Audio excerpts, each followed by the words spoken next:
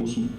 So when we've added value, Craig, how can people in our audience this evening then use that value or the equity like Greg was talking about earlier, and you might want to go into that just a little bit more on how to use the equity to then move things forward for them? Well, if you need some finance, you're going to have to convince a lender that there is extra equity in the property, so they won't just take your word on it. And if need be, a valuation, a recent valuation will often be required.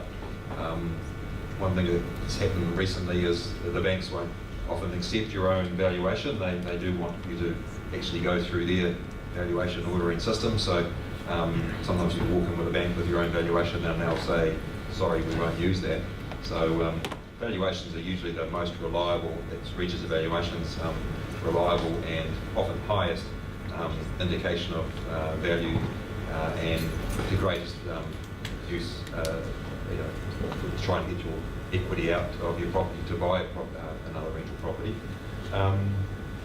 Banks will run their own valuations electronically, but if you've done some home improvements, it won't reflect very much at all in that valuation because it won't likely reflect in the information that they're using. It's a pretty broad-brushed algorithm that doesn't really show a true meaning of the property's improvements. So generally a recent valuation, if you need it. If you don't actually need it, then an electronic valuation from a bank or a government valuation is enough. Obviously don't put yourself through a valuation necessarily. So yes, I think if you have done some improvements, you've increased the value.